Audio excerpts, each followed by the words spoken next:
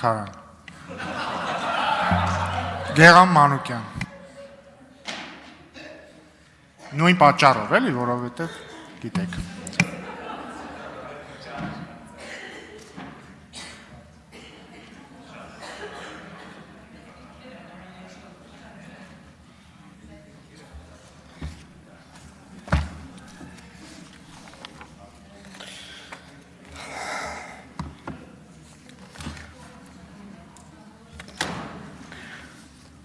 Պարոն Ռուբինյան, Սովետի ժամանակ Հայաստանի ԿԳԲ-ը մի հատ գնդապետ կար, Նալբանդյան, տարին մի անգամ մի հատ դաշնակցության դեմ գիրք էր գրում, բրոշյուրներ, ուղղակի զարմանում եմ, կարող այդ բրոշյուրները ձեր գրադարանում կան, բայց բարեկամաբար ուզում եմ ասել մի բան, իրոք բարեկամաբար ուզում եմ ասել մի բան, որպես Ռուբինյան ազգանուն կրող, ես ձեր փոխարեն այսօր այս ամբիոնից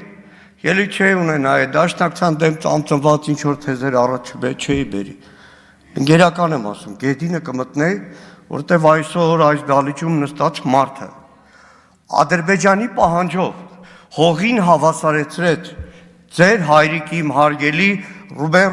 Կարապետ Ռուբինյանի, նրա ընկերների, զինակիցների, մեր ժողովրդի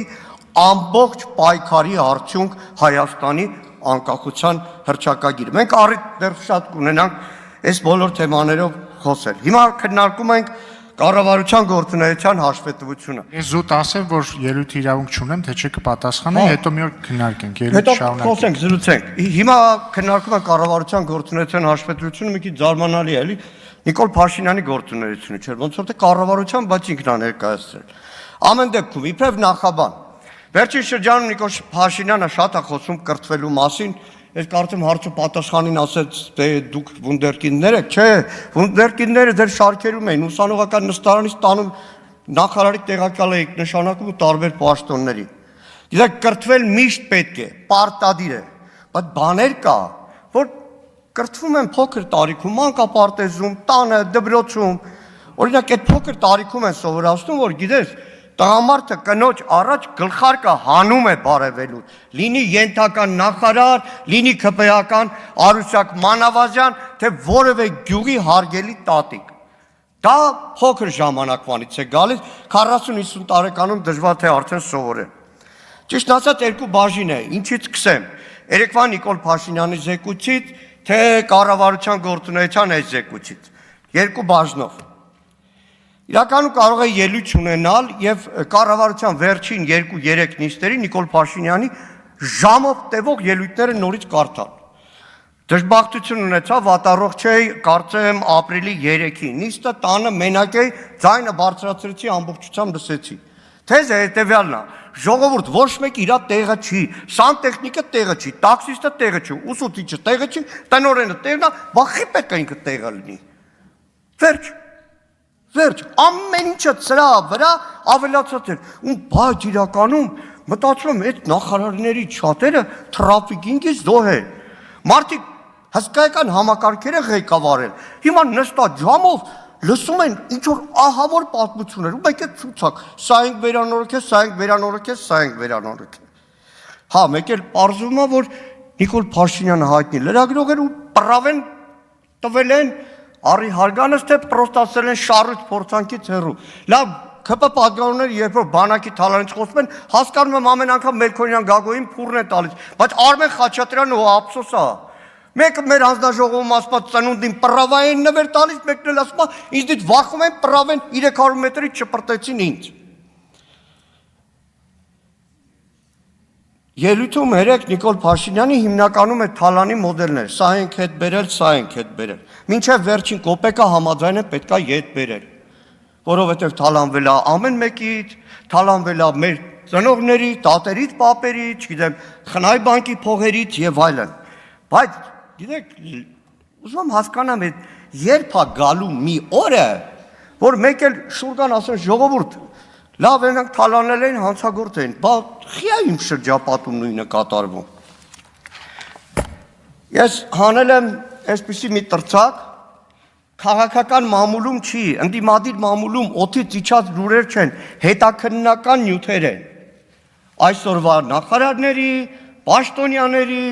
որոշ պատգամավորների գործունեության մասին։ Սա հետո ձեր տիկնազորին կտամ փոխանցեն ձեզ մայիսին օրինակ Մոսկվա թռնելուց ինքնաթիռում կարող եք կարդալ։ Գիտեք, երբ որ ասում են Թալանը բերել ենք դրա համար միլիարդավոր դոլարներ հետ են եկել, մտածում եմ, լավ, բա այդ ինչի ամեն րոպե հարկը ավելացնում են, այդքան շտատիկի վրա, հեշտ թոշակառուի վրա, քաղաքի կենտրոնում պապենական տուն ունեցողի վրա։ Ու մեկ էլ հասկանում եմ, ինչի է Նիկոլ Փաշինյանը ամեն օր հարկ ավելացնենք։ Գիտեք, լրագրողական շրջանակներում հայտնի մի պատմություն կա, հետո Նիկոլ Փաշինյանը կարող ասի, սուտ ա եղել թե չէ, հարկայինի մի պետ հայկական ժամանակի լրագրողների է կանչում, ասում է, լսի, հարկայինի պետը ով է, ասում են դու, ասում է, եթե ես եմ հարկայինի պետը, բա Նիկոլ Փաշինյանը վրեժխի է նալոգ դրել, հայտնի լրագրողական շրջանակներում պատմություն է, իմիջիալոց, երեք որ ասում եք էս, հանգար չլնի պատայի, որ վաղը ասեք, որ սխալ են զեկուցել, օրինակ 20 թվի հունվար, 42 միլիոն դոլար մետաղի ջարդոնի մասին էիք ասում, այն օրը հանձնաժողովի նիստին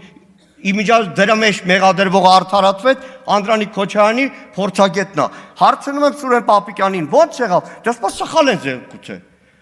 այդի մարդը ղեկավարը լինի իր ենթական սխալ զեկուցի, իմիջիալոց ասեմ ես մեկը էլի, երկորան մեր նորընտիր պատգամավորը այստեղ չի, նայեք, իրականում լավ, ձեր շրջապատն աղը մամուլում տպվել են, ձեր թեկնածուն աղը համամասնականով Օրդուխանյան, ազգանունով, Ազատ Օրդուխանյան, Արշակ Օրդուխանյան, ուզում հասկանամ էլի, այդ որ ասում եք վունդերկինդը տենց ալնում, այսքան Պապիկյան Սուրենը գնում է փոխվարչապետ, ինքը դառնում է խորհրդական, Պապիկյան Սուրենը գնում է պաշտպանության նախարար, ինքը հայտնվում է, բանակի մոտեղողները գիտեն, Զինարի տնօրենի պաշտոնակատար, Զինարի ամբողջ այդ խանութներ եւ այլն հսկայական ֆինանսական հոսքեր, հիմա մեկ է պարզում է դատվում է, ոչ թե դատվում է ինչ որ կատու ավտոյի տակ գցելու, այլ խմբակային կազմով թրաֆիկին կազմակերպել, անօրինական միգրացիա կազմակերպելու համար։ Պարոն Քոչարյան, ներեք սիրուն բանակի Պետրոսի մոտ խոսում եք, բայց ափսոս երեք խոսում եք, որովհետև ասեմ հետևյալը, հոգնել եք արդեն ասելուց բանգա բութուլկա, Այս մի քանի ամիս առաջ դիրքերում եմ նկարել, ընդհանրապես մենք կարգապահ ենք, որ գնում ենք դիրքեր, հեռախոսով չենք նկարում, այս մեկը հատուկ արեցի, ասի Անդրանիկ Քոչարյանն ու իշխանական պատգամավորները շատ են բանգաբութուլկից խոսում, այ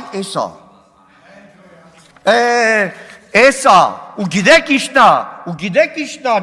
Նիկոլ Փաշինյան, որ Սուրեն Պապիկյանը այստեղ չի, այդ որ անցյալի հետ եք համեմատում, հələ մի հատ անցյալում զինվոր ունեցողը թող ասի 15 օրից ավելի, 2-3 օրից ավելի մարտական հերթապահության դիրքում զինվոր մնում է, մի քանի ամիս առաջ կորպուսի հրամանատարի տեղակալը հպարտանում է ատեստացիան, հանձնել եմ փողը շատացել է, գնացել ենք դիրք, զինվորներին հարցուփորձ ենք անում իրար ներկայացում, որտեղ 2.5 ամիս ամենաբարձրադիր դիրքում մարտական հերթապահություն են իրականացնում։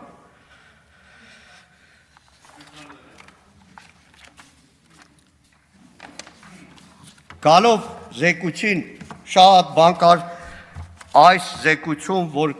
կարող է անդրադառնալ զինված ուժերին, բայց դիմում եմ գեներալներին, սպաներին։ Երեք Նիկոլ Փաշինյանը Հայաստանի Հանրապետության զինված ուժերը կոչեց որպես պետական ադրիպուտ ու Հայաստանի անկախության թիվ 1 երաշխավոր չհամարեց, որը Հայաստանի Հանրապետության սահմանադրության դեմ է։ 14-րդ հոդված նշում է մեր զինված ուժերի առաքելությունը, ֆունկցիաները, բանակի հետ կապված։ Լավ ժամանակս քիչ է։ Նայեք, զինծառայողների հպարտանում են ատեստացիա հանձնել 13000-ը։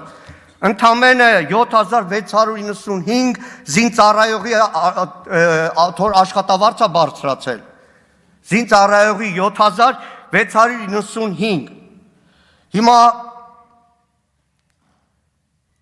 զինված ուժերը ոնց են աշխատել։ Մի տարի առաջ Սուրեն Պապիկյանին հարց եմ տվել։ Այն փառքի սրահները, որ հանել եք զորամասերից, երբ եք վերականգնելու, պատասխանել են 24 թվին։ 25 թվի հունվարին հարցնում եմ, ինչ եք արել, ասում է 0 բան։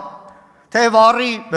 ճշմարտություն ասեմ, որ վերջերս իմ տեղեկություններով այդ հարցը նորից բարձրացնելուց հետո նոր հանձնարարական ա եկել։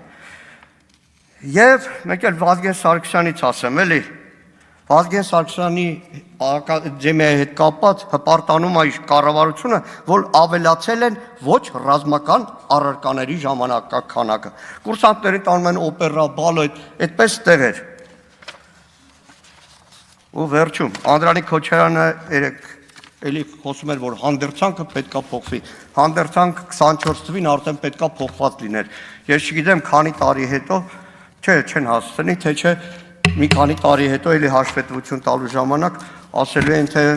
պատրաստում ենք հանդերձանքը փոխել։ Ցավոք սրտի շատ ավելի բան կար ասելու, բայց մեր հանձնաժողովում մինչև ուշ երեկո ժամերով քննարկում ենք եղել։ Այո, ընդդիմությունը ակտիվ մասնակցում է, որտեղ բանակը մերն է, անվտանգությունը մերն է։ Մենք սիրում ենք այդ ամեն ինչը եւ ոչ թե ի տարբերություն Նիկոլ Փաշինյանի